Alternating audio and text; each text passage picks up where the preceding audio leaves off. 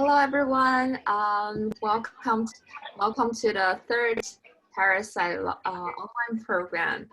I'm Anthony. I'm the Curator of Education and Public Programs here at Parasite in Hong Kong. Tonight, we're going to share this memorable 1 hour with 2 curators who will lead us to revisit one of our exhibitions. This is the 10 Million Rooms of Yearning, Sex in Hong Kong. The exhibition is in 2014. 10 Million Rooms of Yearning, Sex in Hong Kong is a multi-venue exhibition, and it looks at the connections between sex, desire, and the city's society and historical conditions.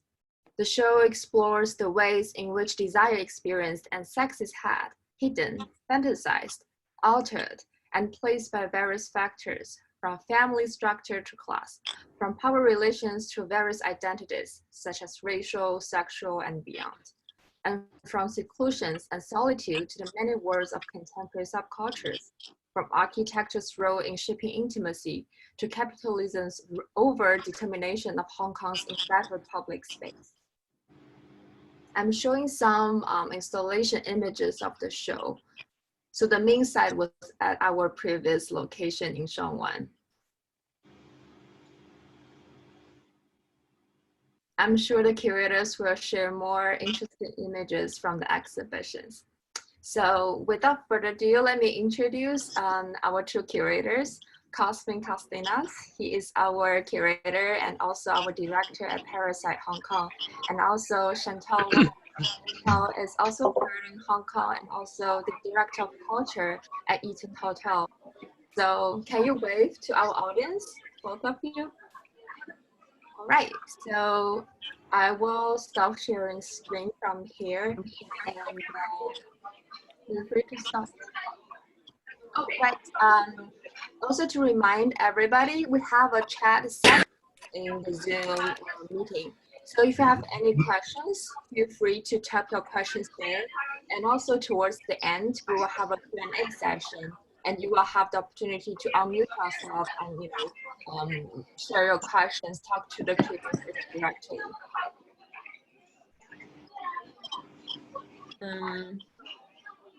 Thank you, Auntie. Can you guys hear me and see my screen? Yeah, very well. Okay. I think there's a little bit. Yeah, whoever has not muted, please mute yourself. Please mute yourself because we're hearing like TV in the background. No takers. Okay, keep it on. It's a little distracting, but okay. Okay, much better. Thank you so much. Thank you, whoever it was. So let's make this. Okay. Cosmin, do you want to introduce? And well, it's a great pleasure to be here with Chantal again after 6 years after we've done this exhibition that I think in many ways it's one of the closest to my heart, and I think it was I think a great moment for Parasite to be putting this exhibition together. It was also one of the largest exhibitions we've actually ever did. It was also unfolded across 5 venues in the city. It was before our move to Quarry Bay, so we were still home primarily in Shangwan, but we had we had 4 other venues for the show. We somehow packed a lot in this exhibition, and I think we starting from this important but frivolous, or frivolous but important topic, we managed to discuss a lot of the things that were defining what Hong Kong was at the moment, at the time, and even beyond Hong Kong. It's a different era. The exhibition ended, I think, a couple of weeks before the beginning of the umbrella movement. So in many ways, it was for us one of the last manifestations of the previous era. But still, through the nature of the subject, first and foremost, a lot of the topics are still relevant. Some of them have changed, so I hope that we'll be able to talk about all these with Chantal. I remember that one of the starting points we had in our conversation, Chantal and I are very close friends, and we've been, I think, for several years prior to doing this exhibition. So it came about very naturally, I think, from conversations we had. I believe one of these was about talking very much about public space in Hong Kong and about interaction between individuals and how several conditions of the city, primarily the oversaturation of desire by the hyper-capitalist world of Hong Kong, and how and the situation where every part of the public space is controlled and occupied by some form of arousal.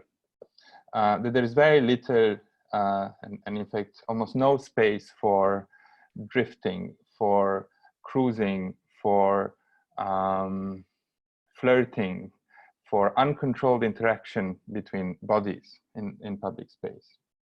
It's even more ironic now in the current conditions of our pandemic, where, you know, being completely masked and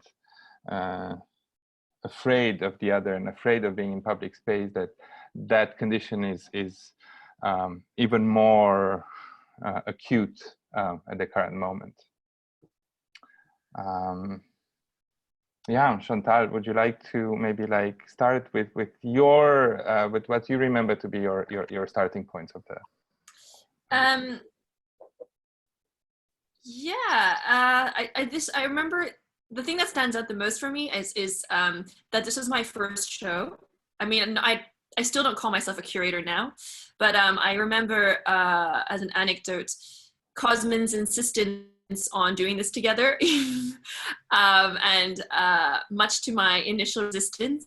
And then it was a small thing, it was a small show, and then eventually it turned into a 5-venue project, which, as you mentioned, it became one of the biggest things. Oh, yes, I had to convince you at some point it's a small show, so just to calm you down from your initial stress. So.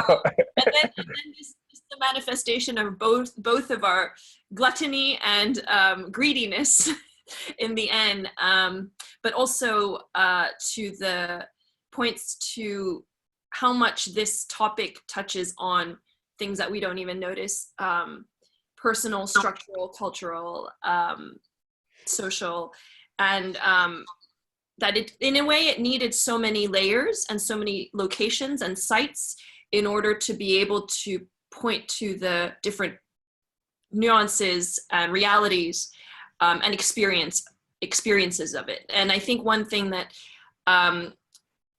Cosmin was adamant about is that he wanted people to go around the city and discover the different spaces, because while we can talk about architecture and physical spaces and navigation, I think it's when you really experience something from the Etisikas, which we'll go into more detail, these small confined apartment-like spaces to these much more institutional, it was also in a government building, and how that kind of really, for most people, would repress or thaw or repress any form of desire or sexuality. And I think that, and it also, it forced one to navigate different neighborhoods. It was in North Point, which is one particular much more domestic neighborhood, to Sheung-wan, which has a lot, which much more connected to the colonial era. And I think that these layers really traversed the sensuous experience of the exhibition itself. Mm. Yeah.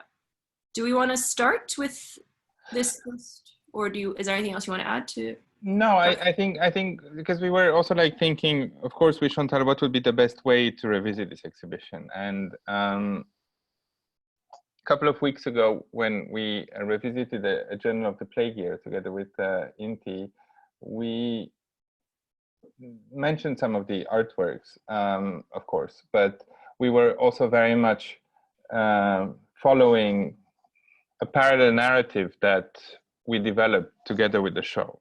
And that certainly points out to the difficulty of relating, of narrating an exhibition when you're outside of it. And you know, the whole conflict between the language of an exhibition versus the oral language. I think in this case, we decided with Chantal to be much more led by artworks. So we created a partially forced succession of works, you know, some partially semi-successful, we hope. But we will basically revisit the show through each of its components. So we will like go through the list of artworks. And then, yeah, I'll invite Chantal to start with the first item in the show.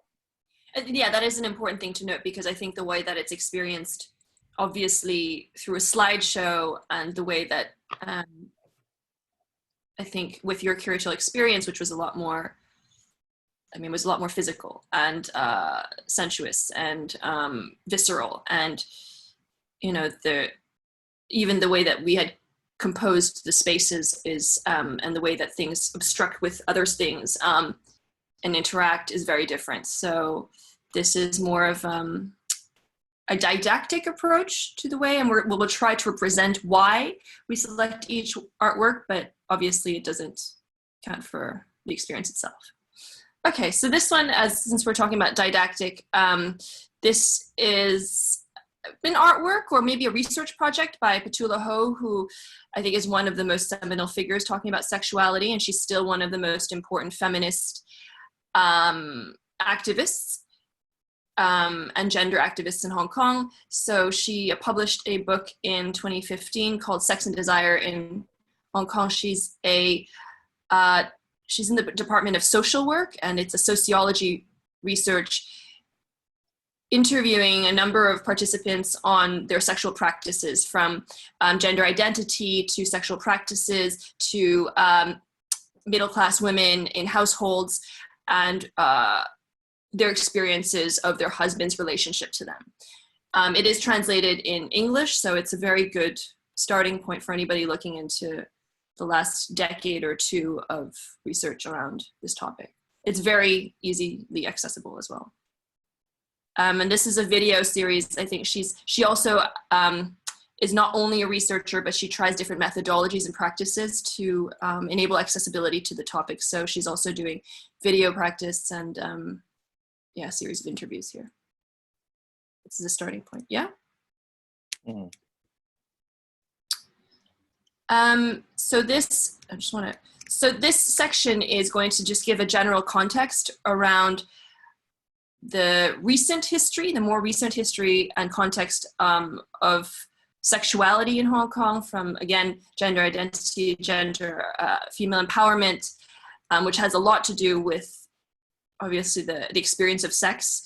But also, I think it's a good example. They present good examples of the ebbs and flow of sexuality as experienced by a city. So there's moments when you feel like it's a form of liberation, and then there is a form of conservatism, and these things, I don't know where we're at now. I feel like Cosmin mentioned both the first protest movements with the students taking part in movements to now the umbrella movement. And I think that there is not a start, but there's definitely a sexual liberation that's experienced.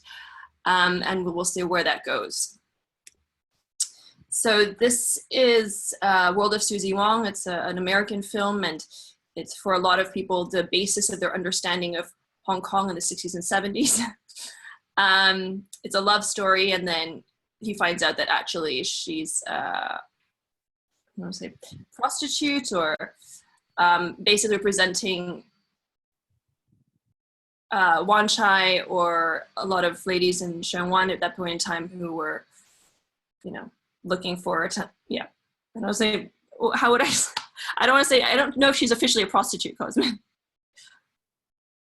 Well, I mean, I think also the inclusion of this in the exhibition was very much, you know, I mean, we were trying to point out to a particular image and a particular construct of Hong Kong in the colonial era, as that place to be consumed, as that place to be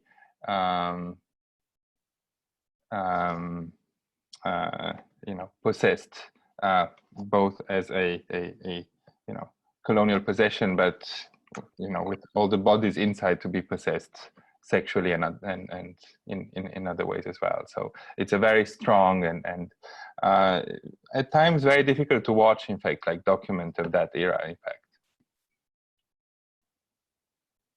It's actually quite violent, the film.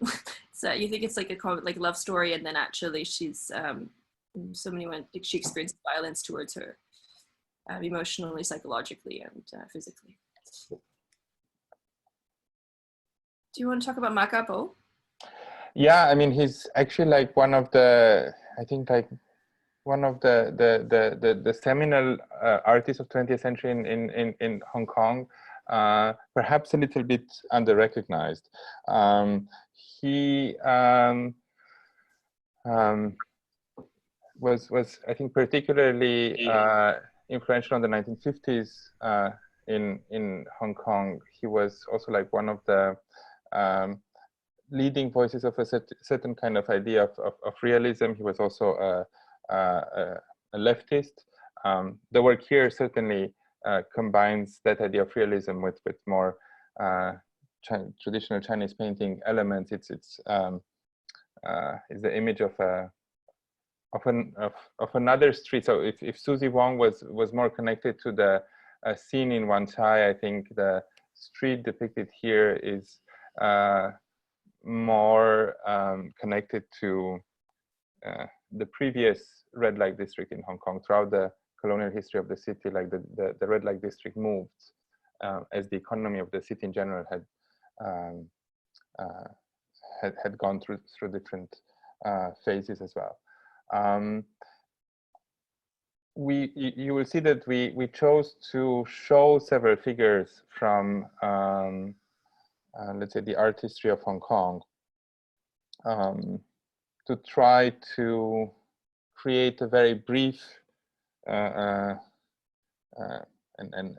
very partial history of representation of sexuality and the different viewpoints that artists have taken on the subject throughout the decades that formed art history in Hong Kong. It's, again, I think it's important to remind that it was not a museum show, so it wasn't a show that proposed to have a proper and exhaustive chapter on that. So we did that with a limited number of works that we used to start that discussion and to instigate a revisitation of Hong Kong art history from the perspective of representation of sex and sexuality and desire. This is a collection of memorabilia that one single gentleman collected over time, and it documents the relationship to sex with the city, transactionally, but also in terms of desire. You have from postcards to zines, and a lot of these magazines are not only, I mean, they're a bit like Playboy. There's partly intellectual, partly raunch, but also there's some on the left-hand side that tell stories of some of the working ladies from the 20s and 30s on the streets, and they would actually be very popular magazines about people that were working. Yeah, we sadly don't have more images. I mean, a lot of the objects were absolutely delicious. I think it's also a bit of an invitation when doing this sort of research to go through personal archives that can be real treasure troves of vernacular culture. So it was really like I think there were a lot of there was a collection of sex toys as well, and that was one of Hong Kong's four main industries in the 70s and 80s as well. So unfortunately, not anymore.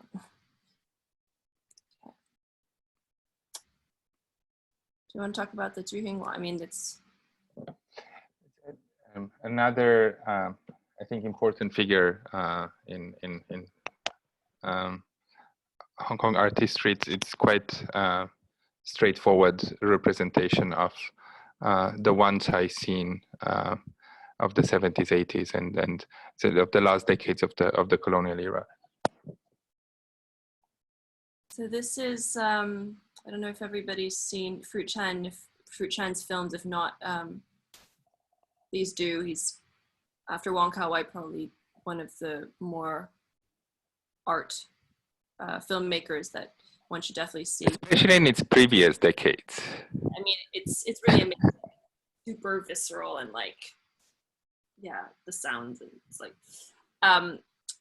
so this is part of a trilogy, and this is about, in a way, displaced desire. So this girl arrives from mainland China, and she's a prostitute, but not in a very evident way. And the men from the neighborhood see her through their windows, and they start fantasizing about her. And she's, in some ways, she represents desire, she represents aspiration. And this is a scene where she's looking up at a building called Hollywood Plaza,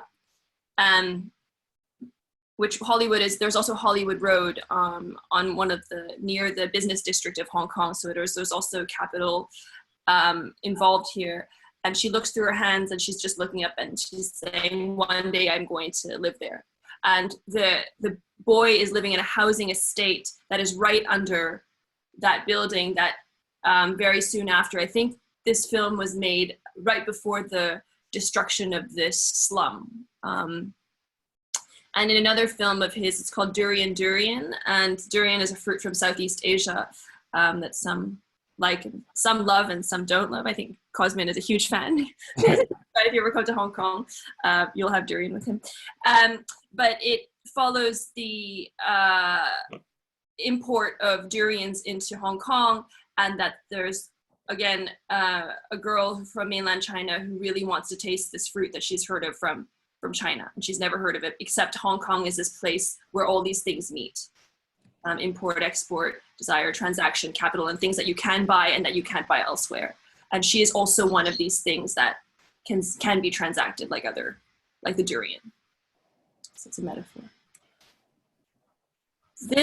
These are sketches by Eileen Chang. She was one of the most seminal modernist writers from Hong Kong. And Shanghai, sorry. But she moved to Hong Kong, and alongside her novels, I think her novel Less Caution was then made into a film with Tony Leung, so that's why she became really famous. These are sketches of quintessential figures that she would come across in Hong Kong. So this is the Caucasian man to the beautiful Japanese foreigner. And they would go side by side with some of her notes in her sketches, in her novels. And I think this was also the beginning of a section where we were looking at the empowerment and the voice of women finding a place in society. And that gaze, which is her looking at these men. Yeah, it was also, I think it was very much shown in a kind of oppositional place towards the previous imagery, which was very much about objectification of women. So I think there was a display strategy here that counterbalanced that with this subsequent works. This is an example of a magazine, and there were a few it's called 13 Dot, and it represents young girls, fashion and lifestyle in the, again, 60s and 70s. And it became a very popular magazine, fashion magazines that young girls would just, start popularizing and defining a certain era and culture. Do you want to talk about Edison? Oh no, please you do it. For those of you not from Hong Kong or from Edison is, he's a rapper, singer, who's been around, like he was very popular in like the early to mid 2000s. And there was a huge scandal, I think, in the late 2000s where he dropped off his computer to go get fixed, and people discovered his files, and he's basically, he's having sex with a lot of the other pop stars, female pop stars in Hong Kong. And I think in some way this was a huge scandal, and all of them in some way lost their contracts, but it was particularly shameful for the women, especially women who had always presented themselves as very cute in pop media, popular culture, and very clean and like saintly, pristine. And then suddenly there's this scandal of them, I don't know, having sex with Edison. And I think, again, this is just an example of the ebb and flow, and that how actually, if this happened in most other places apart from maybe East Asia, this would be more morally accepted in Euro-America than it would be in Hong Kong. I think in general, we were very much interested in the issue of conservatism in Hong Kong, and on the attitudes towards sex in sexuality in Hong Kong. And I think, you know, one of the theses that we worked with was that there is a fundamental conservatism in Hong Kong society, that in many ways the sort of like lack of a revolutionary moment in the history of Hong Kong made it even more conservative than other territories in the Chinese-speaking world, and in a way, also like the connection with Britain and with its particular brand of conservatism had also reinforced that sense of conservatism, and the you know, very particular and silent, but never the less pervasive sexual revolution that has been happening in mainland China in the last decades, has in many ways been much more discreet in its Hong Kong manifestations, and was altogether a different phenomenon. And I think we were also like particularly trying to look at the disproportionate presence in positions of power of Christianity, and how that actually like has a strong grip on the city's politics. So this was a strong, I think this was like a strong example of that.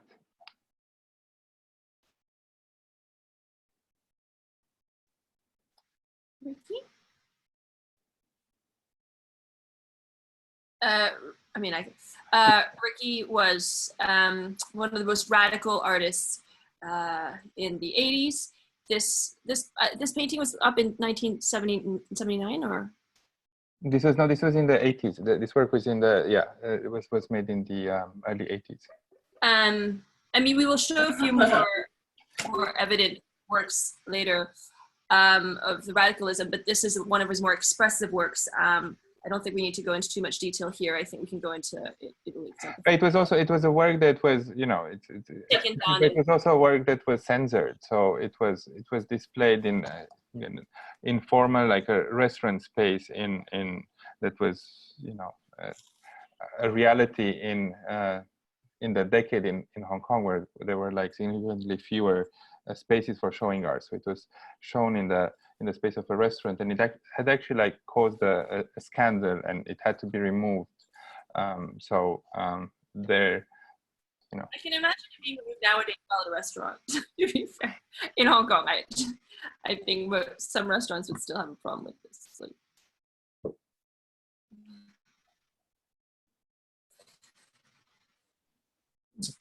maybe next one. This is a like, you know, what we can get explicit. I think the title is like, we can get explicit in the room tonight. And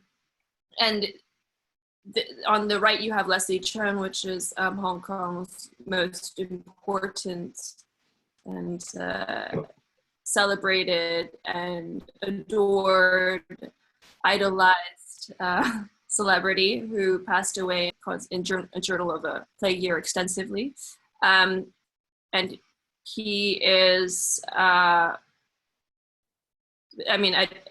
he's the face of more than a generation, but from like, again, the late 70s to 90s.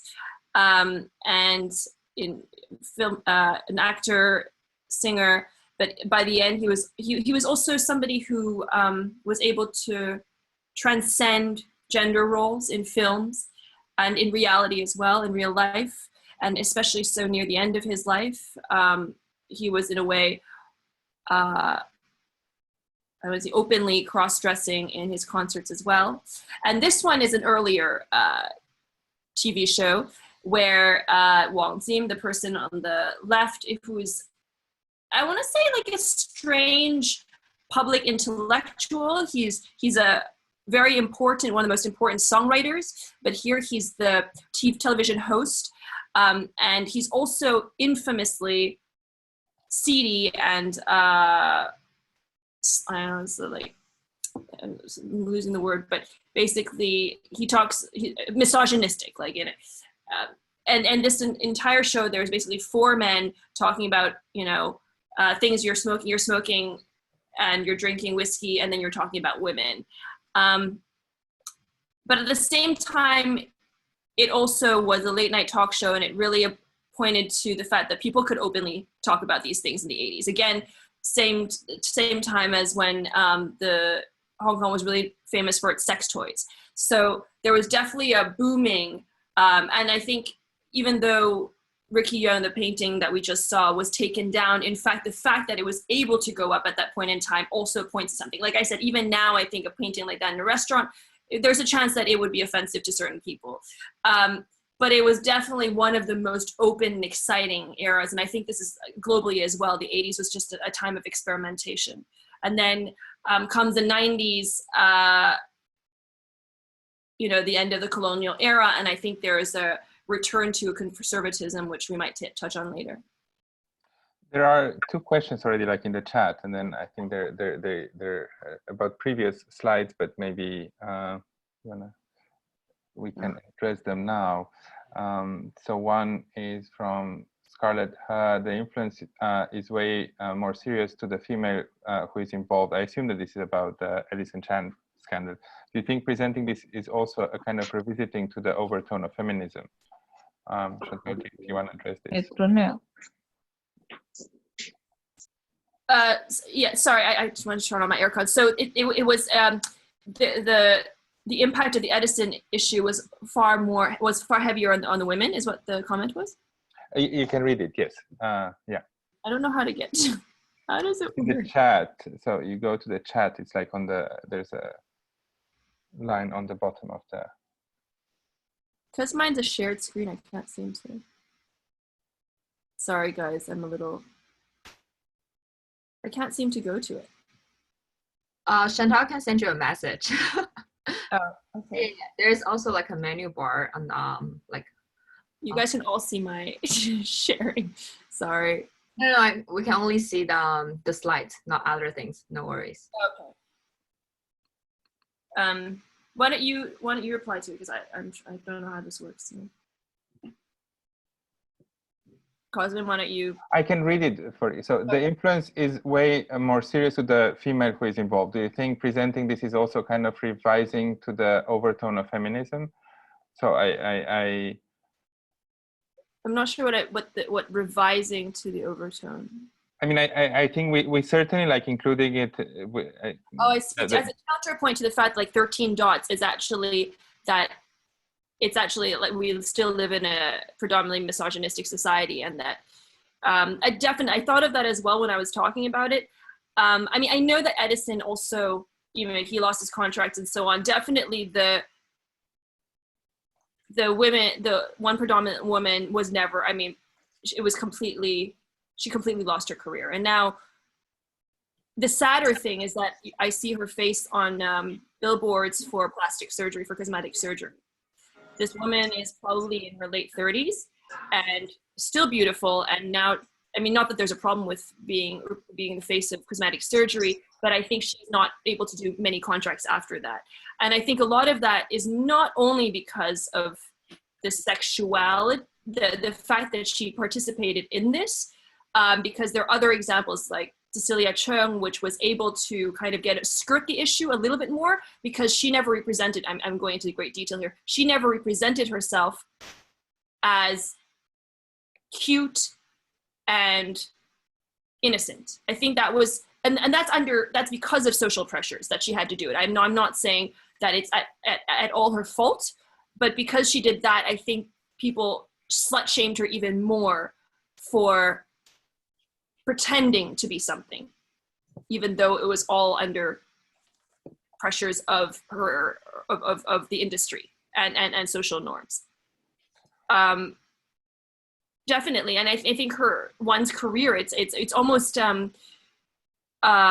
warning to everybody else as well, you know, that taking this path or doing these types of things is beyond detrimental to your career. I mean, detrimental to your life.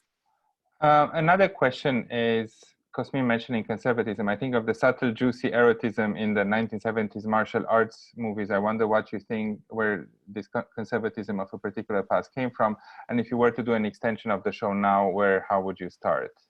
No rush. Well, the very last part, I don't know, maybe we'll talk about it later, but I think it's important to mention, because we brought in the issue of history. I think there is a, on one hand, there has been, I think, a conservative turn in Hong Kong in the past decades. The causes are mainly local, but I think this is a phenomenon that in similar or different forms has occurred in many parts of the world as well.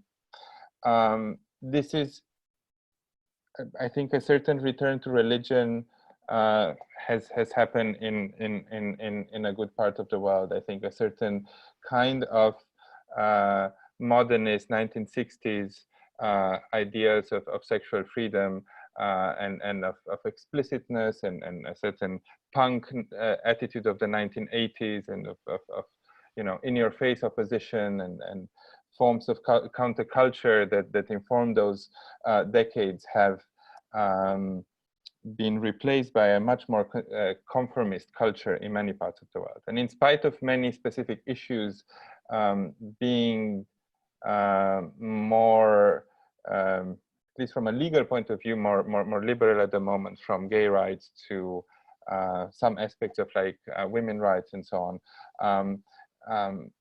That has also happened in a legalistic framework primarily. And I think in many ways, you know, there has been a process of a conservative turn. On the other hand, because the question mentioned, and I think definitely there were, I mean, I think I know the subtle juicy erotism that she's referring to, but also when we talk about other types of sexual explicitness that were found in popular culture in Hong Kong, a lot of them were, you know, very much part of a very male gaze towards a certain kind of like very seedy and objectification gaze towards women. So I think it's a complex phenomenon that informed this change of the last decades. Sure. This leads naturally, I think, to Wong Kar-wai. Do you wanna? No. Yeah. Do you want to go ahead with? I'll let you do it. I mean, I don't think we need to go into great detail about Wong Kar-wai because we actually have so many other slides. But obviously, Wong Kar-wai goes through across time, trying to look at different relationships of interpersonal relationships and their relationship to the city, and one's relationship to self. So here, it's a explicit form of repressed desire, explicit form of repressed desire. I don't know if that makes sense. and its relationship to the spaces and to materiality, which plays a large role in his films as well, that there's a displaced desire, a relation that is quite particular to one's relationship to objects in Hong Kong, because you have these small spaces, you have these very intimate relationships with your physical objects in space. And here is this, again, always missing a moment, and that's also, in quintessential to his films, is that almost having something, and then it slips away.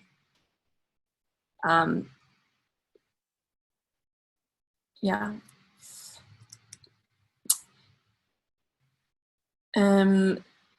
Louis Chen, art history. I'm going to point the art historical ones to.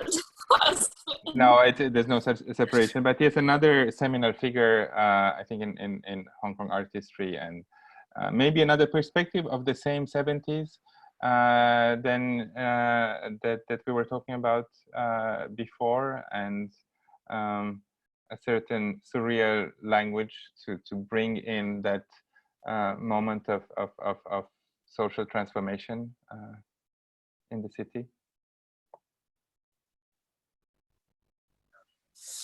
And moving to slide. Irene Chang, similar New Ink movement, 70s. And these two works are both, like this one, I don't remember if it's like two meters long. It's like a huge painting. We couldn't figure out how to locate it or where to put it because it was so big. So this is not representative. I think a lot of these there's not much that one can explain, but it naturally is sensuous. It's about water touching ink, the way that it expands and contracts on material, on paper. And as a woman, I think one can read into it that it's about orifices, it's about eggs. And art historically, it was an incredible strong response from a female perspective to that quite male, otherwise triumphant Hong Kong art history that was part of the story, but this was I think a very forceful response to that.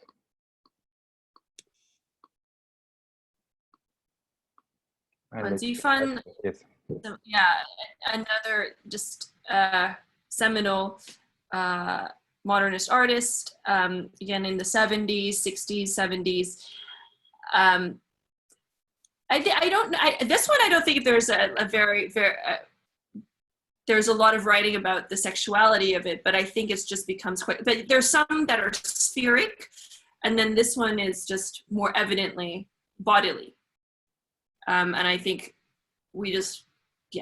these are more nuanced works within the show, pointing to Hong Kong art history. Antonio Mack, he passed away in his 40s, and he was gay, right? And I think there's like a disembodiment, there's a sensuality. He was like an enfant terrible of the scene. It's very difficult to actually come across his works.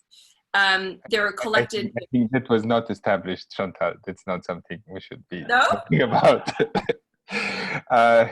No, it's not.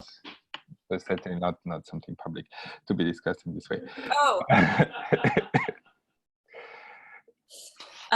But there is certainly a conflict that becomes, it can be, of course, of different nature, and that becomes very apparent in the work, and that sense of very literal dislocation in this work, and that the I think imaginary that is reflected in many of his works, I think points out to an embattled identity of some sort. And a lot of his works are surrealist, and here there's elements like from ladders to tigers and disembodiment.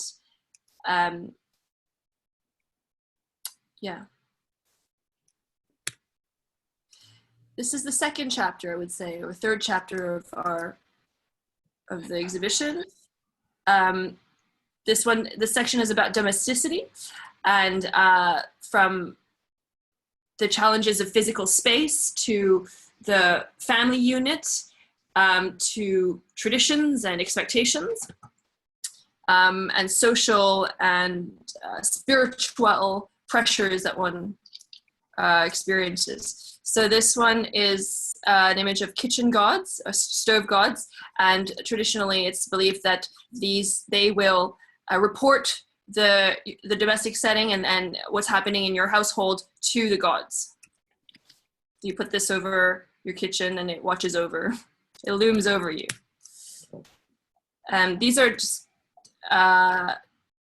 counterpoints. These are just images that provided counterpoint to the general, more sensuous story.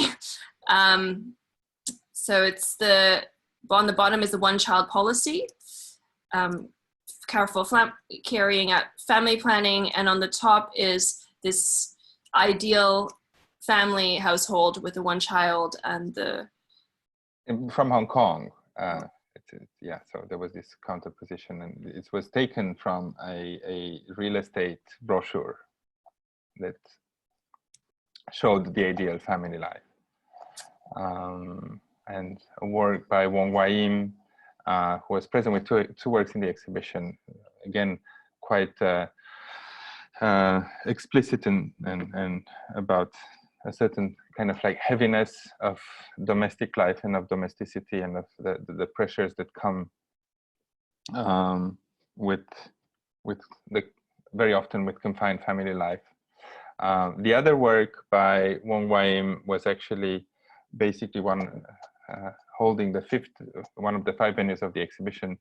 It was a work based on a performance that essentially involved a process of exchange on issues of sexuality that had taken place a few months prior to the exhibition, and we installed it. It was a 2-channel video, and we installed it in the windows of a sex shop in Central, Sally Coco's, with whom we actually collaborate in different ways, and Chantal can talk more about it. So it was also very much about bringing this conversation in the public realm as explicitly as possible. So the works were actually visible to anyone passing on the central escalator.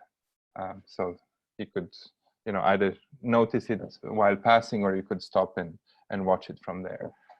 So it was, I think, as much as we could at the time, a public art piece.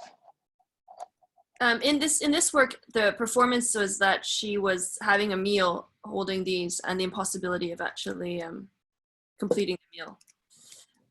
This work was actually taken down not long after it was put up, right? Because of there were complaints. Actually, people called the police.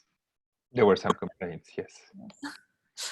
But that also is an example of, and I don't think there was even very foul language. I think it was just conversations about one's sexual activities, and then it got shut down.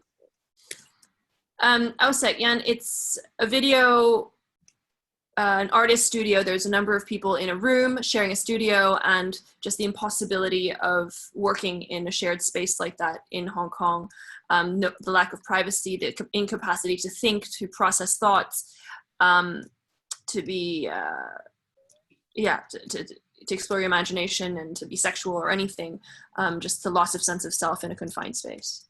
And it's really a wonderful work that I think of Shek-yan, that I think conveys that sense of, claustrophobia and of being confined indirectly as well. And I think, again, a lot of the conversations around these exhibitions were, about all the discussion. There had also been this study published at the time, and there was anecdotal information about the lack of sexual life in Hong Kong, and Hong Kong was actually ranked for a long time, probably still is, as the second city in the world with the least sexual activity. And of course the question is why, and what are the causes of that. And very often the response in conversation is about space, about unavailability of space, And this is both from a pragmatic point of view of, you know, many people living with their parents, and, but I think it's also about the indirect effect that architecture has on bodies and desire and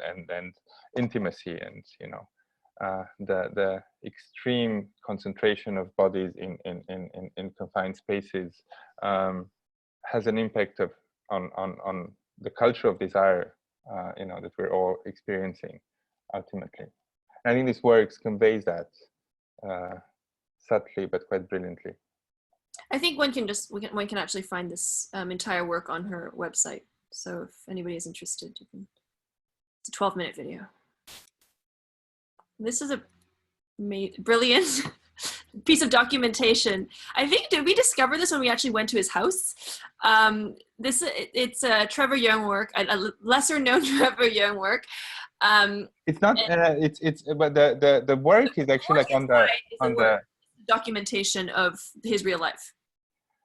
So the work is actually a very early painting that you see in the photograph, in the image, and from his university days. It was yeah. His university days, and it has an obvious sexual connotation, and it's meant to be a threesome. What was interesting for us was this subversive action that he has been, you know, carrying out for years now, of having that work in the very small apartment that he shares with his parents. So that's the image that governs over every family meal and family meeting. And what you see there are the unsuspecting parents sharing a meal.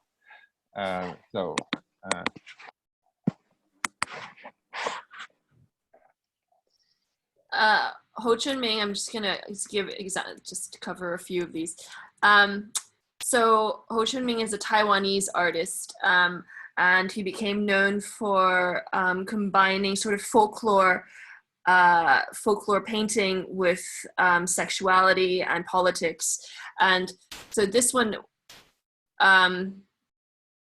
is called Loting, and I think Zoe's actually on this call, and she would know this very well. It's a fictional mer creature, water creature that was created out of the pre-97 era. And so I think the story here is that Loting came out of 97 was actually a monster. So the monster's name was 97, and it was, I think it had nine heads and 7 bodies or something, and it was actually this thing that would take away your freedom of expression. It would take away speech, and came out of the water was this mer creature, Loting. I think the first research around it Oscar Ho had created, and yeah, it's like this strange fictional creature that comes out of Hong Kong art history.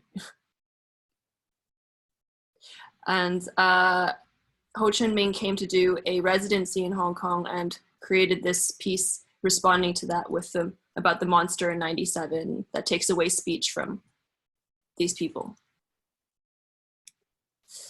And I think these ones are more literally related to the exhibition. It's actually about desire and domesticity. So, and fears and demons happen, you know, and punishment and guilt. And all of these are short stories about punishment around desire and carnal desire, with Taiwanese folklore.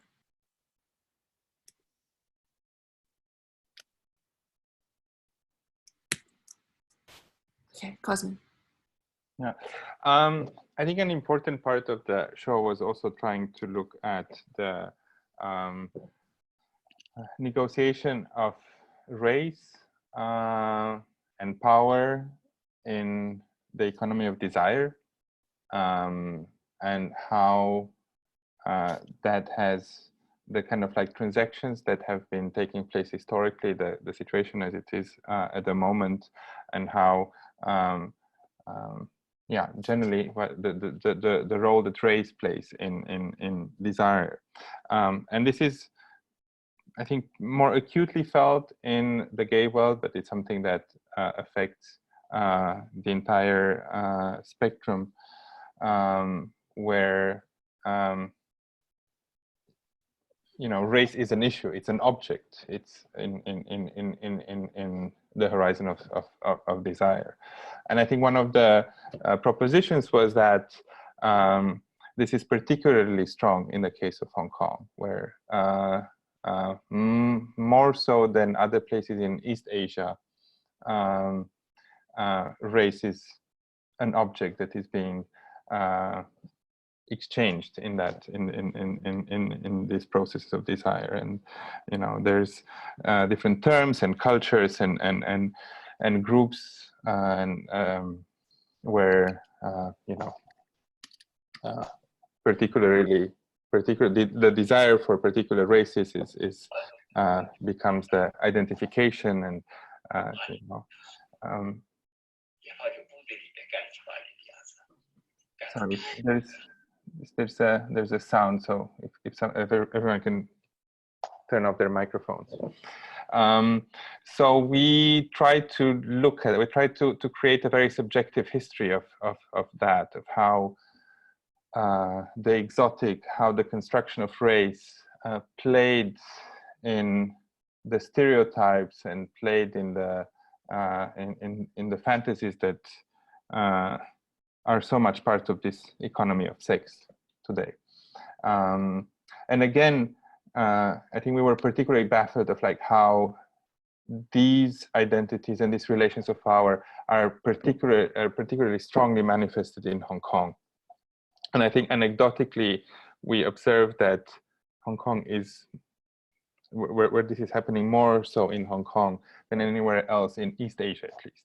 Southeast Asia is more complicated, and I think the diasporic realm in the US primarily, but also like in other Western contexts, is where a lot of like these identities and these relations of power are being negotiated. And probably one of the explanations of like why Hong Kong is where the situation in Hong Kong is as it is because of its strong influence by the diasporic Chinese culture and sexual stereotypes.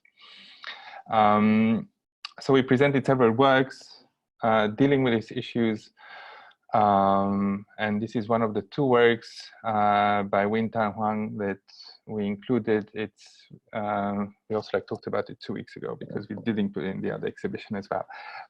It's quite a simple work that he did. It has two parts. It basically analyzes the strategies that Asian men use on dating apps, primarily in the US, I think, by either hiding or revealing their Asianness. And basically half of the film is a succession of torsos that are shown, torsos of presumably Asian men that are, again, hiding their race, you know, by only showing their torsos. And the other half is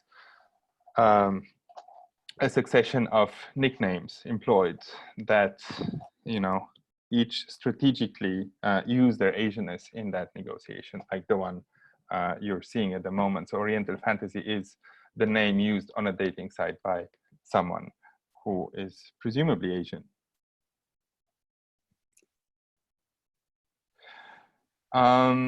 This is an iconic work, I would say, by a brilliant Chinese-Canadian artist, Richard Fung, and really a very influential filmmaker. And it's an early piece that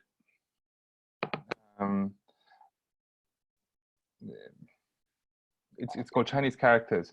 And it's basically discussing about these issues about, again, negotiating a Chinese identity in the context of the gay world of the AIDS era, let's say, so primarily of the 80s, and of that culture of cruising. And the video itself is also very much a cultural expression of that era. So it's a brilliant document.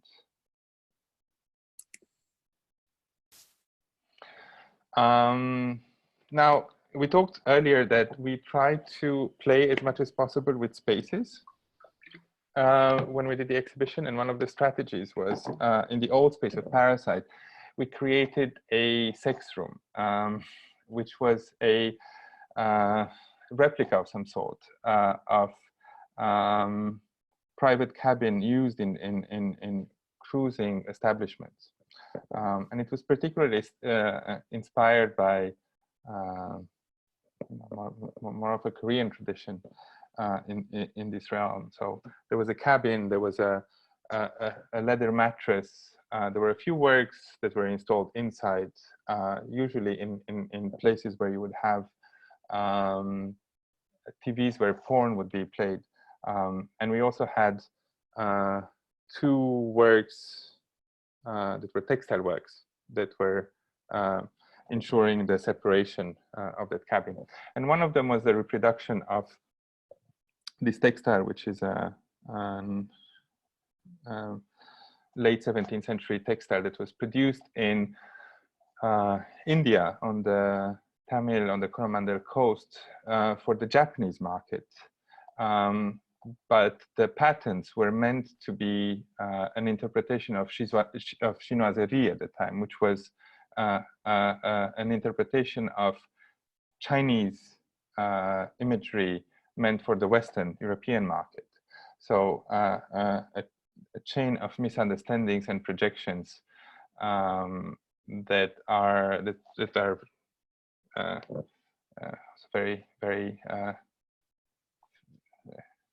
very much in the realm of fantasy and of decoration, which I think for us provided this historical background to what we were trying to discuss.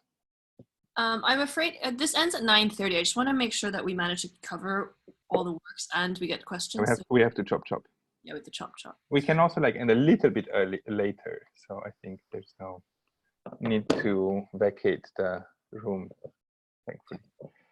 I'm going to leave these are other documents that we sort of presented very quickly. I mean, they are, well, basically images of 2 giraffes. So of 2 expressions of the exotic. The first one is the well-known Ming giraffe, a giraffe that was brought from Africa, from the East Africa via Bengal to the Ming court in China, and produced a stir and I think informed in many ways the positioning towards the exotic of the Ming dynasty and actually of the Qing dynasty as well. And the other one is actually an image of a giraffe that was brought to France in the 19th century and also very much catalyzed a certain colonial desire towards the unknown. And a brilliant work by Ines Doujak, an Austrian artist. It's part of a longer series, but it's also very much looking at the history of bodies, histories of plants in a colonial context. It's in many ways self-explanatory. There were several works presented. This is another document that we presented and associated a bit of a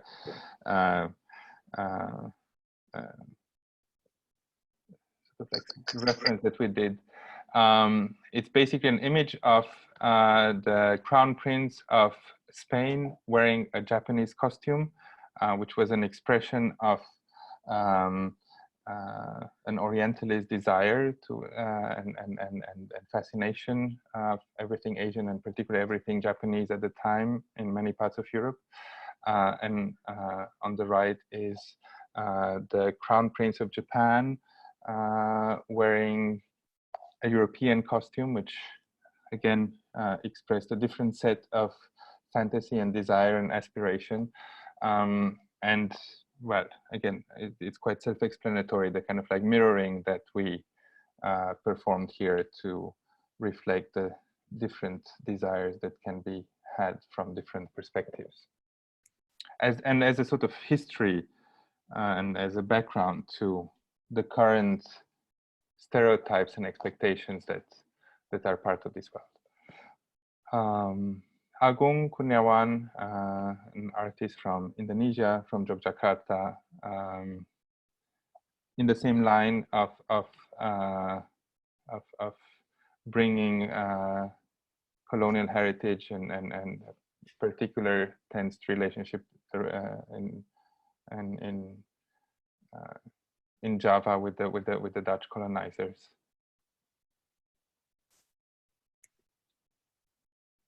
You want to speak about Rianto?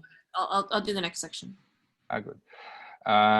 So this is a work done by Choy, the Singapore artist who collaborates with different artists, and in this case he worked with Rianto, who is a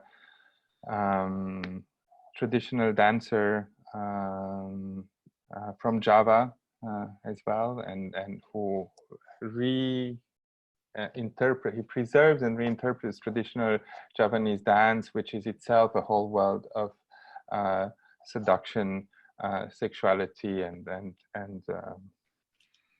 desire. And this is quite an iconic work of Jir-Bo, which is based on the archives of an American GI who served in Vietnam and who had this desire towards younger men in Vietnam. So the series basically describes this tensed and loaded story of a relationship, of a gaze again towards in the context of occupation and war and all the hierarchies of power that occur in such a historical context. And I think it's important to note that there are no overt displays of homosexuality, and these are just intimacies and friendships and just very everyday touch, and the gaze that is applied because of this man's desire turned these into loaded with meaning, like you said, in very tense moments. Nguyen Thanh Huang again. Yeah, and another work by Nguyen Thanh Huang, who did the work we mentioned earlier, and it's a beautiful autobiographical film. It's a very 80s, early 90s video art montage, but quite a brilliant gem of that genre, and it's quite an autobiographical film about his own story of being a refugee from Vietnam. Who was a refugee at the sea and being rescued by sailors, and then he talks about his whole the evolution of his own sexuality and desire, and the role that the figure of the sailors played in his construct of the kind of body that he was aspiring to. And there's different layers that talk about also like Vietnamese diasporic culture and longing towards one's homeland that is lost, and desire towards these heroes that rescued him and are the kind of figures that define for him the landscape of this of the new country in which he's settled, being a Vietnamese American at the moment. It's a brilliant film as well. Same film.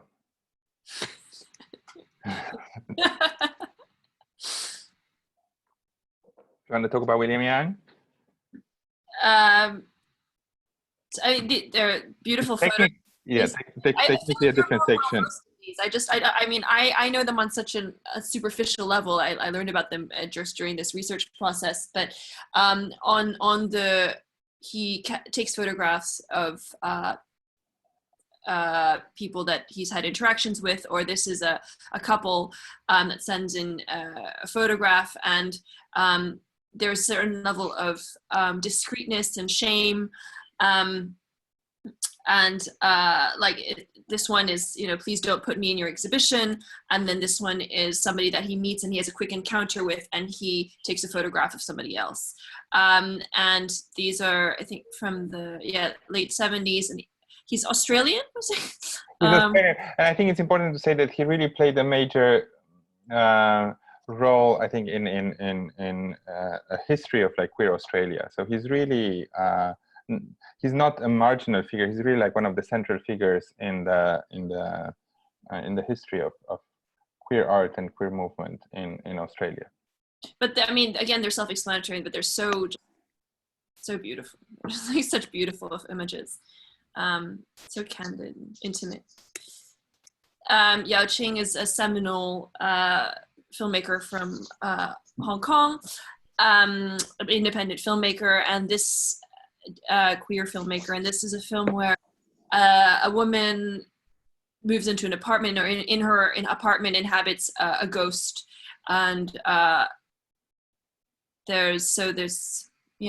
she starts like eating her objects and papers, and there's intimacy and exchanges and whispers that happen between these two women in their domestic space. She's also an academic, very important, gender studies academic, queer studies academic. These are fun. Katrien Jacobs. So this is I would say a collection of fanzines. So Katrien Jacobs is an academic. It's a fanzine that she basically made and produced for the show. So it's a yeah. So I think this was a movement that these are inspired. So there was a culture of creating these fanzines online, and they were made predominantly by young girls fantasizing about male pornography, male comic pornography in Japan. And I think there was a lot of displacing one's fantasies on these gay bodies that by these young girls. And Katrien, who is studying this, I think, sexuality in the digital realm, also created this series for us. But she's predominantly an academic.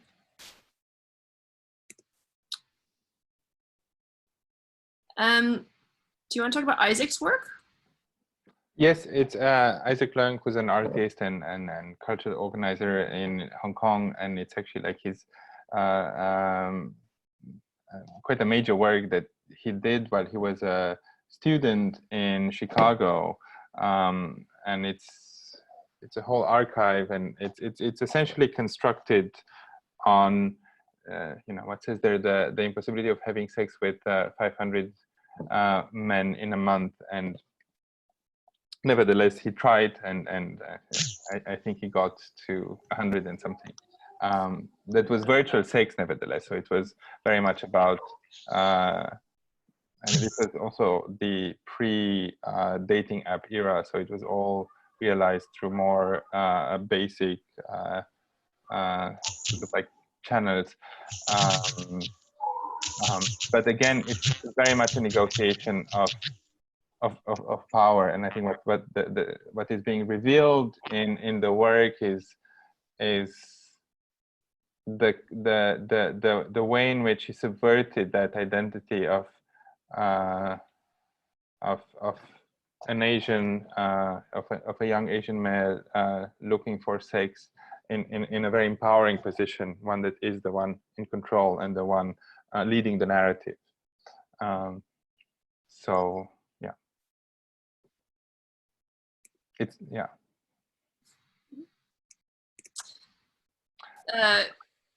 Magnum photographer Chien-Chi, this documents the marriage, the signing of the legal certificate, the marriage certificate between Taiwanese men and Vietnamese women. I'm not sure what era. This is like the 90s, right? Yes, it's quite recent. Yeah. And I mean, there's the increasing empowerment of women and the challenge of men to find women that want to marry them. Yet I think Taiwanese men, maybe this generation can still be considered very conservative, and with the increasing empowerment of women, I think there is a general struggle for these men to find wives, and so they go to yeah.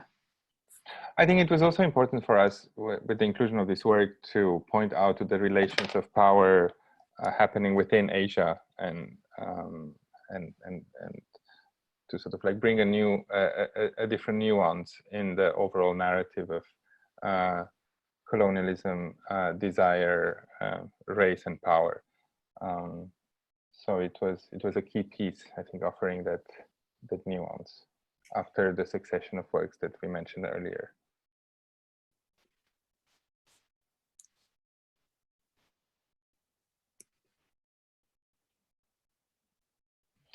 Another brilliant piece that we showed actually in the sex room that I mentioned earlier, and it's called Fall of it's a work by William E. Jones, and it's called The Fall of Communism as Seen Through Gay Porn, and it's a montage.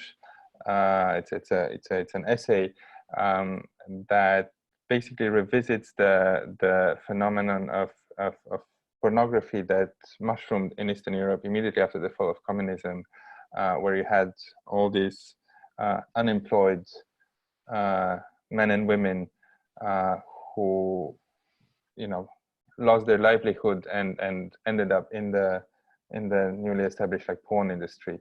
And there's a particular manifestation of that in gay porn, where you see a lot of men, many of them not gay, who are doing this for money, and there's a particular sadness in their eyes that I think is relevant for a particular defeat of an entire generation, I think, in a whole chunk of the world. So I think there's quite a brilliant way of reflection, something about a historical moment through this perspective of sexuality. So I think this work in many ways did what we tried to do with the overall exhibition.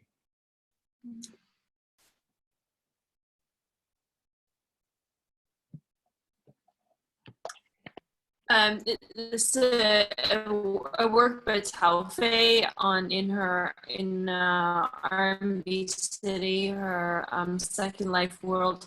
It was a competition of different types of bodies. It'd be like Sim. You can create your character, an avatar, and navigate this virtual realm, this make-believe virtual realm. And so this was a competition of avatars, of avatar fantasy fictional bodies, a beauty pageant sorts in this imagined world. It's a parallel universe. So I think this is, we're kind of going into another section here that is a little, it's a fantastical, I think there's moments that are a little bit deranged, and the maybe mental space and subconscious space that enters into sexuality and power.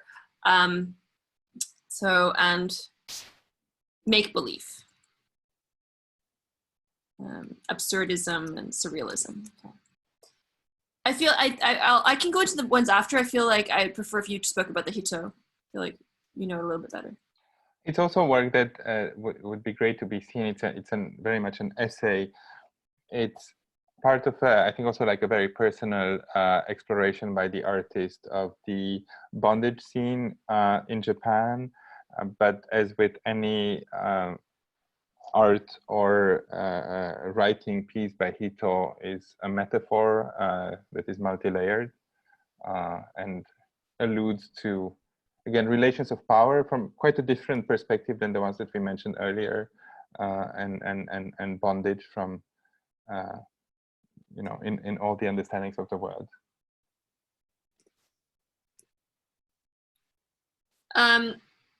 this is about Roe, yes. yes. One of the works that I remember the most during my research period. So Roe Rosen is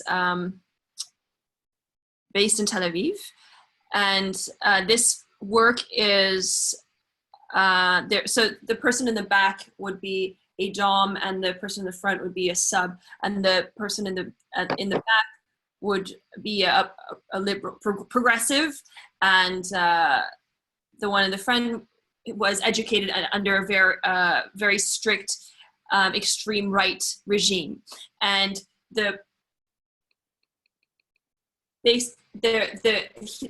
dom is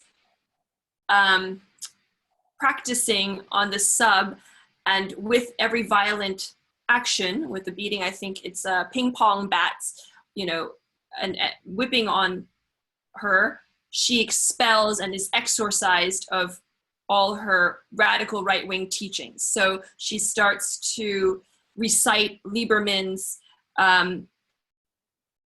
dogma.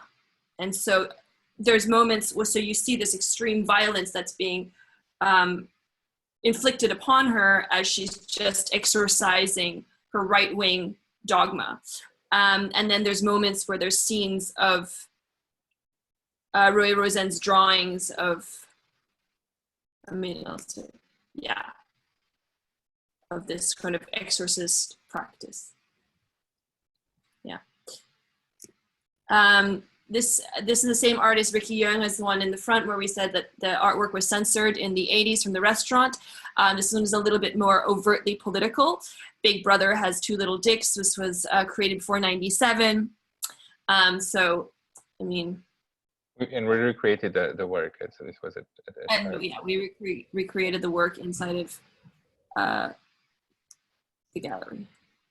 I mean, Big Brother and so on. It's obvious. And the two, yeah.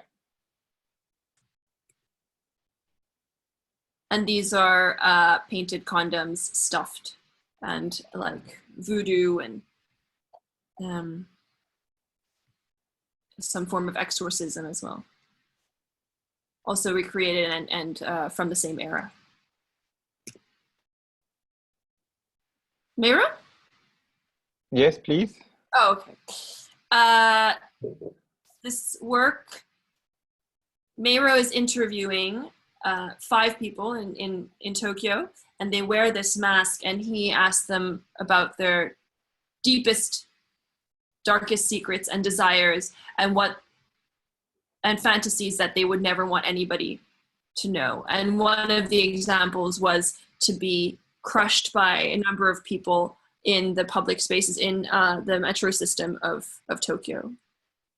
So like sat on by tons of people. This is a photo series by Nguyen from Singapore, and it's called Where Loneliness Goes. Yeah, Where Loneliness Goes. And the photographs of people and spaces in Singapore, and it's self-explanatory, but there's a sense of just distance and loneliness and yearning for something. This is a work by Lee Kit, and it's the entire film is hand stroking, but it's not. I wouldn't say it's very delicate. There's a certain aggression to the sense to the stroking that is maybe manifestation of some lack or aggression or restlessness, even though it is skin touching, but it conveys something else. It's something very forceful. So a series of works by Lam Hoi-sin, who was a young artist, and maybe her own desire for, lack thereof penis, of her own penis. But, so her collages.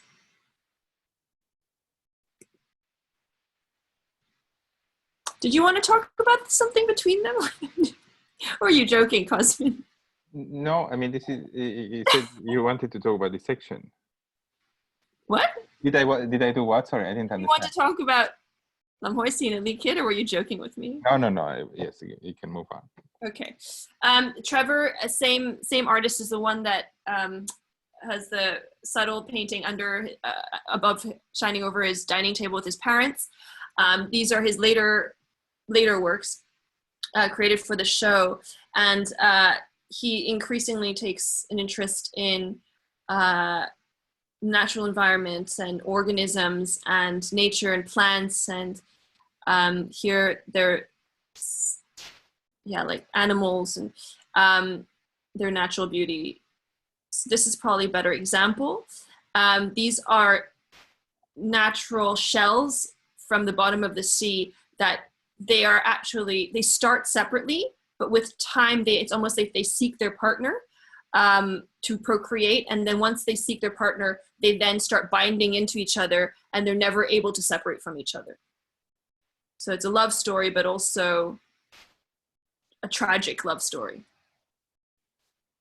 And so he finds these metaphors. So this one is that they're just stabbing into each other. It's love triangle. This is a series that he'd been doing over a number of years. When he goes to hostels, or he secretly documents men that he desires, and he's from Hong Kong, and so it's been very difficult for him to find those intimacies in Hong Kong, as you saw, living with his parents, not being able to be very honest and open with his parents, and having these conversations, and having to allow his desires to manifest in different ways. And this is, and in some of the works, I think it's very important to know that there's a very strong sense of domination of these bodies, and in some cases, just he does that only with the camera by taking the photo. But in other cases, he overimposes a repetitive drawing on top of them, either on the drawing itself, or sometimes he scratches on the glass that is used to frame the photographs. It's something that he calls a patient practice, and it's an even more explicit way of sublimating his desire, biding his time, but also possessing these bodies. Dylan? You talk about Dylan. So we had to keep this plant, this very specific work. He creates bouquets, and each bouquet is very deep, specifically designed and defined, and with very specific flowers. And you have to, the artwork, this installation has to stay like this for the entirety of the duration of the exhibition. So it is a bouquet that never dies, and that stays fresh and perfect and pristine the entire time.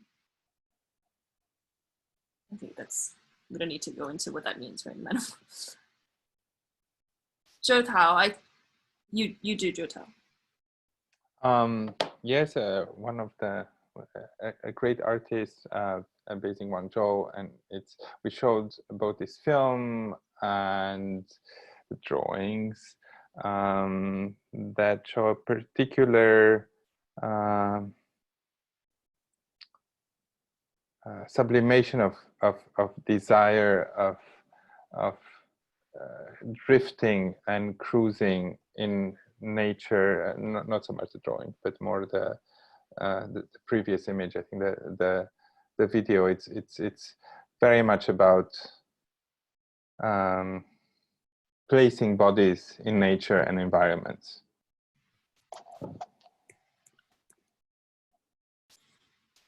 Angela, these are embroideries of. So she studied biology, and then became an artist. And her drawings are known for being almost like Victorian era studies of biology. So, but there's something very science fiction like about them, in that she uses different body parts to recompose and reconstruct them into scientific like drawings. So here you can't probably tell, but maybe it's like a vulva with mammalian glands at the other edge of them. And these are embroideries made with her own hair, so that's important to note. Okay. And we actually use this as the other as a partition on the other side of the sex room that I mentioned earlier. So it was basically this and a reproduction of that historical textile that created the sex room. And this is a video that she made for I think it's a very short video actually, and it's a compilation of a number of found different excerpts from found footage, from creating new orifices, surgically creating new orifices, to trying to have intercourse in the urethra, which is like a very sped up 10-second thing that is for many very disturbing. But basically the entire thing is surgical incision, orifices and impossible orifices and recreation of new orifices.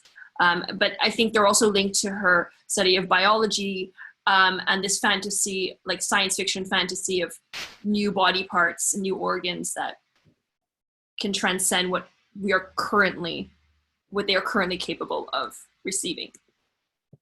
Ooh, Urka. Urka's is really fun. Urka is an artist who's from, let's say, Finnish or Norway? Finnish. Originally, who moved to Hong Kong, and they're back now, I think. He's married to another artist. And this is relevant here because this film is about him moving in next door. So he's with his wife, and he moves in next door in the same building as his parents-in-law. And the confinement of the space starts to drive this man mad, and where he has to find safe spaces to stay sane. And he starts looking into boxes, and he starts fitting his head into buckets. And there's this kind of grotesque absurdity that this man starts to like fantasize, and like in order to stay between the lines of sane and insane, with very dark humor. Eisa, so this particular performance, I don't know, it's a history of, we probably need a history of macho dancing. The macho dancing is a particular kind of very culturally specific go-go dancing predominantly in Manila, in the Philippines. And a lot of it was danced by men for men during the American occupation. And it still lives on today, and there's still active macho dancing clubs, but it's always the male body, and it's usually for a male gaze, male viewers. It started a bit later, so I think it developed in the current form more in the 70s. So it was after the, yeah. And here Eisa learns it, deconstructs and learns it, the craft, and owns the dance with her female body. But I think the interesting part is that macho dancing is in so many ways also feels very feminine. The movements are very soft and very feminine and seductive, and she owns it back as a female dancer, and that kind of line, moving that line. Jessica, over to you. Yes, well, one of the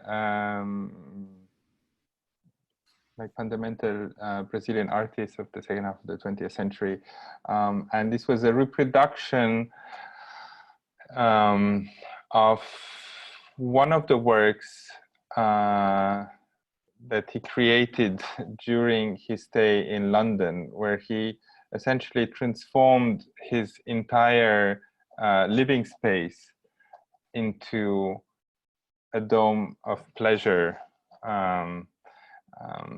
So we were able to recreate a version of this piece because I think the borders of where the piece started and where different versions of it constituted themselves into distinct art objects is unclear. We installed a version of this piece in an apartment, an apartment that we've actually used for a couple of other shows and is currently our residency apartment, generously donated by Sarah Wong and Leung Ti-wo. And it's a very Hong Kong apartment in a very middle-class residential building. So you have to walk. There's no elevator. You have to walk to the 5th floor, and then you get into the flat. And then we installed this the projection part, which was a collection of images of his lovers, and a particular cloth installation that was creating spaces of intimacy and spaces of desire as well. This was both revealing and hiding.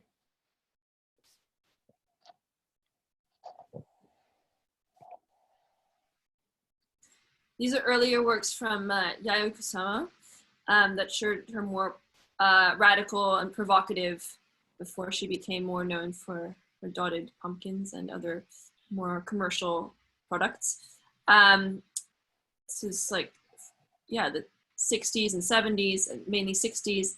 And here it's a letter, like she was also in some way advocating for nudity in education, sexuality, homosexual weddings as part of her practice, and creating these as performance and these sort of orgy-esque performances in New York. I think in both with Helio and with Kusama, it was, I mean, they were part of the narrative. Helio it was important to bring him into that sense of the domestic space. Of course, the work was actually about his flat in New York, not London. Sorry about that. I think in the case of Yayoi Kusama, it was also a way to bring in the more radical past of this artist who has in many ways become synonymous with overconsumption and overcommodification of the art world. So I think it was important to bring that in this particular context, giving her own past and history. I think that's... And I think this is it. Like we went through the works. I don't know if we managed to mention everything that we wanted. Probably not. But I think we should open it up to questions, as we are quite late. I don't know how to look at questions, so I'm gonna have to do it. And Chi, do you want to help us with that, with the questions? Sure. I think we already have one in the chat section.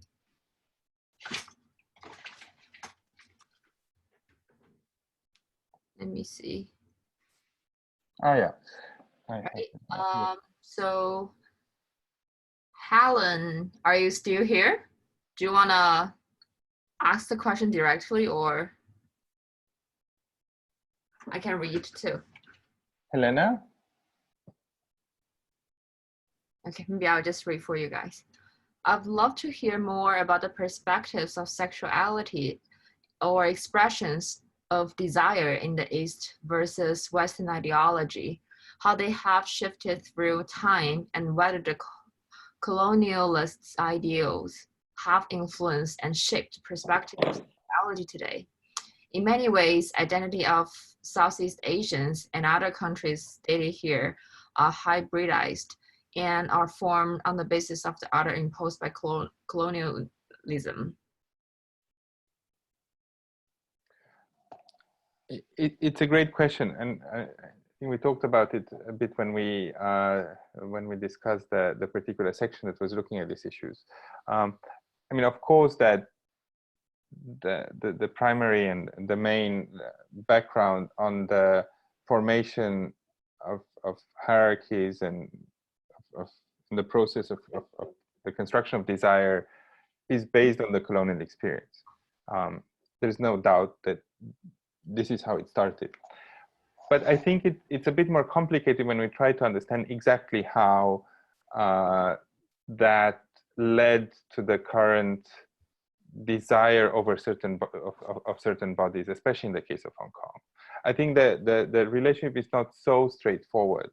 And that's primarily because there are many other post-colonial contexts, particularly somewhere where the domination and oppression was even more explicitly biopolitical than in the case of Hong Kong, where the same tension of desire of different bodies and of the presence of race in the economy of desire has not led to the same situation as in Hong Kong. So I think one of our, we don't necessarily have an answer to this, but I think like one of our suppositions is that the fundamental racial stereotypes in Hong Kong are less a direct consequence of British colonialism in Hong Kong, and they're much more about embracing a certain position of race and Asianness from an American context. And it's much more about sort of internalizing that experience of Asian American and of the Asian diasporic. And you can see that in many pop cultural references, that it's hard to really find a local genesis, one that would be rooted in particular relations of power in the colonial experience of Hong Kong. And it's much more often about embracing these stereotypes and these relations from an American context primarily.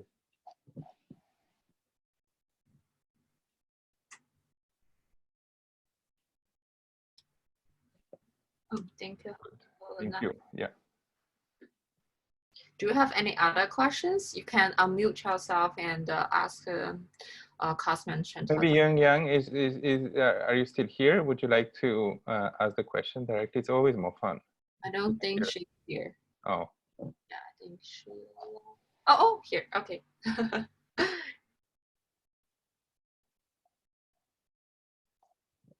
Maybe you want to speak, or? She's typing. Oh, okay. But no, do you want to turn on your microphone? It would be nice to chat directly. Yeah, that would be great. Hello. Hey, Cosman, Chantal. It's late. You know what I realized because of this conversation? That it is the voice that matters. I mean, there's a screen, there are all these images, but it's the voice that brings us close together. I think I was rambling. I mean, that question that was not a question was a rambling about domestication, because you mentioned so much about domestication with Trevor's work and maybe others' work. I'm just rambling to myself how domestication could be constraining as well as productive. So I guess I wanted to hear more from you about it, because I thought of the movement, and I thought of a lot of protesters who are still dealing with the the reality of having to bring slogans and shouts into the domestic environment. So it's like an exchange. We talk about, I mean, you guys talk so much about exchange between the public and private, and exchange of desires. And this is rambling totally, but it is about, I guess, maybe connection between the public and private, and how I think of the movement because they, I mean, a lot of protesters are having to deal with that confined physical space and confined political space. There is no room, perhaps, for some to articulate their aspirations politically. So, and I think it's very much connected with the repression that you've been talking about. I'm not very sure about whether we should, in general, say this is sexual repression in Asia, or that we need a sexual revolution in Hong Kong. And I'd love to hear your views on that, you know, in regard to the exhibition, in regard to this project. But what is my question? I didn't have a question, but I guess now I'd like to hear from you what you think of the maybe the sexual exchanges or the economy of attention to sexuality in comparison to the economy of attention to political demands. This is the best way I can put it. I'm sorry. I'm not sure I have an answer for that, but I have been trying to do research on what are the updates, you know, since this show is in 2014. Like, where are we now? Cosmin and I mentioned, you know, obviously Hong Kong is like turned on its head since, and obviously there's a youthful generation that has, you know, exploded, and with radicalism, with expression, with like voice, with purpose. And that's a bit of a cliche, but I was also speaking to somebody that I heard that there are like kink parties and BDSM parties that, and this is part, could be like a fantasy or like that a lot of these young kids go to, like, and I think there's a connection between that. They're very progressive, that they're now experimenting, but that there are these local BDSM parties that people who are connected to the movement, the recent protests, actually engage in. And there's just a minor correlation. It could be a group of 30 people that happen to go and protest. But I did think that it was an interesting dynamic where it is this political repression, a sense of self that's developing, and also a certain violence that they're experimenting with, you know? Yeah.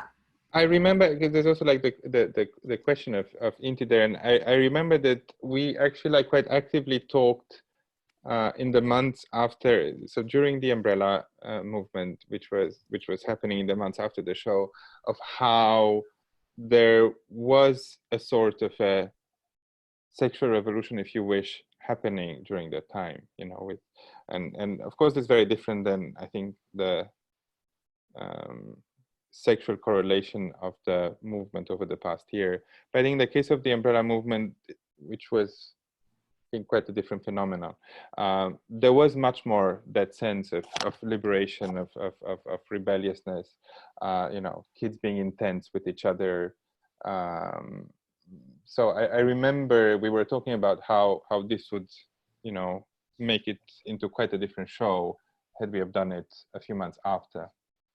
There's also, again, I'm still very good friends with Vera, the person who owns the sex shop where we showed the video screens. And I also asked her, she's been running this shop for over a decade, or for about a decade. And she said one of the main things that has changed is the media outlets. And in the past, they're more like, you know, 10 years ago or even 6-7 years ago, of course, you know, there was online blogs and there's online media, but the proliferation of that now, and the independent medias that are a lot more niche has definitely provided a voice for alternative conversations on body, gender, queer bodies, sexual liberation, sex toys, whatever, issues around domesticity or oppression, blah, blah, blah.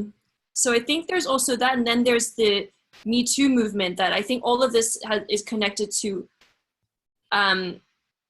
like a voice, finding a certain voice. So again, I don't know if these things don't directly answer your question, but I think there are a number of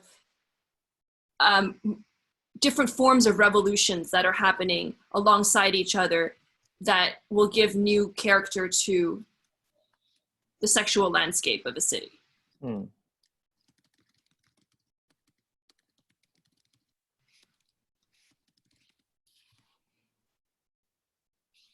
Yes, we need more than one revolution, indeed. Yes.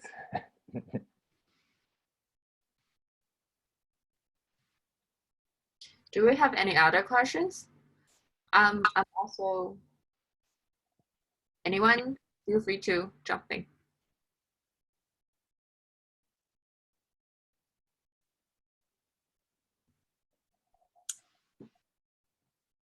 Otherwise, Alberta? Yeah, feel free to go ahead.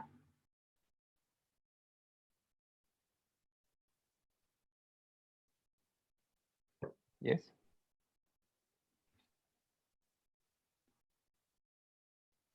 Is there a question?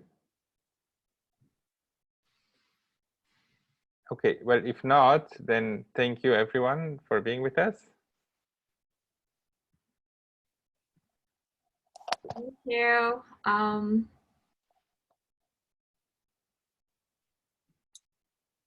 Thank you. And yeah, be with us for the next online program. And we're also working on opening a new physical exhibition on May 15th, as the screen is saying. So if conditions allowed, please join us in person. Yes, so we're opening our next big exhibition, Garden of Six Seasons, actually in about 3 weeks, on May 15th. And from this week to the opening date, we're also going to releasing some artist videos that's going to be featured in the exhibition. So please stay tuned, and you can always find us on our website, Instagram, Facebook, WeChat, YouTube, Vimeo, and we have recordings of all the online programs, including tonight's program. So anything you want to refer back to, you can go back to our YouTube and Vimeo channel tomorrow then. Thank you, everybody. Thank you for joining us tonight. Thank you. Everyone, Bye-bye. with us. Bye-bye. Bye.